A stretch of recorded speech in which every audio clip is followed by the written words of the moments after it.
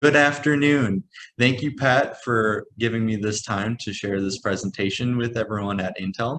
I'd also like to thank Omar, James, Alyssa, Riza, Zuje, Gregory, Dion, and Frank for also being here this afternoon and giving me your time to share this presentation.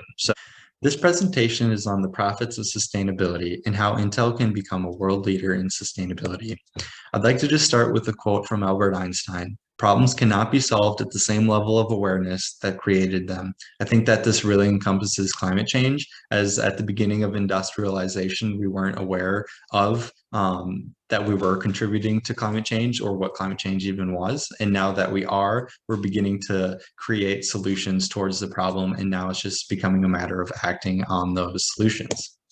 The objective of this presentation is to define the three pillars of sustainability, explain what Intel is already doing, and explain why e-waste is an important aspect of sustainability and how Intel could take advantage of this issue.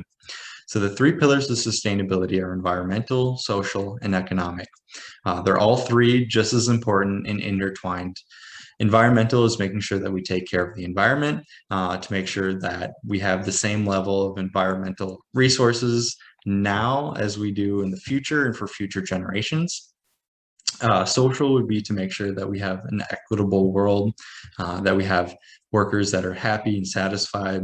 And then economic would be to ensure continual growth, continual revenue, and to ensure continual technological innovation. So Intel already has quite a few sustainable initiatives that they're working toward, including eliminating lead and halogenated flame retardants from their products, which are a huge environmental hazard, and then having a 2030 RISE strategy, which is the responsible, inclusive, sustainable, enabling strategy to become carbon neutral, zero net water consumption, have 90% employee belief that Intel is a safe culture and place to work for, 50% employee participation in the wellness program, double the number of women and underrepresented minorities in senior leadership roles, and to continue increasing revenue, which has been increasing over the last 5 years and was at its highest level of just under 78 billion in 2020.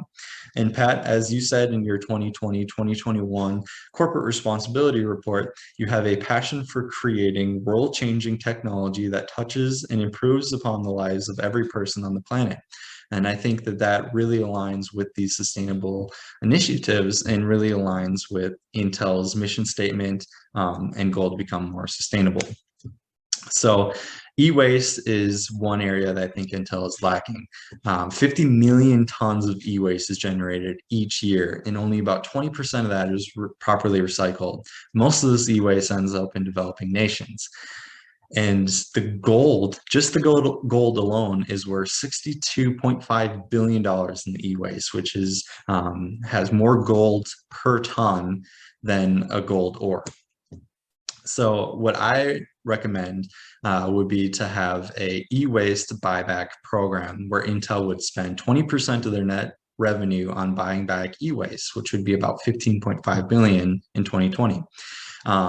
In order to reuse the materials in e-waste, so you have to spend less money on gold and other precious metals, which are only going to get more expensive, especially as those resources become more scarce and extraction costs more.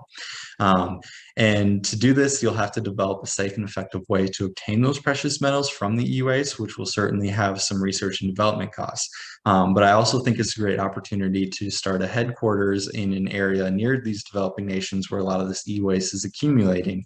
Intel currently does not have any headquarters in Africa or South America, and this could provide a great opportunity to start a headquarters there to provide economic benefits and jobs in that area in getting those precious metals and gold from the e-waste. So in conclusion, I think that Intel has a considerable amount of sustainability goals and practices that they're already doing, but there is a large area for improvement with e-waste. I think there's a large economic benefit as well to devise a way to extract that gold and precious metals from e-waste. And in total, I think that sustainability is critical for the world of tomorrow, and I really believe that Intel can be a world leader for sustainable practices. I'd just like to thank you guys for listening to this presentation, and thank you for taking your time, and I'd just like to leave it open for questions now. Thank you.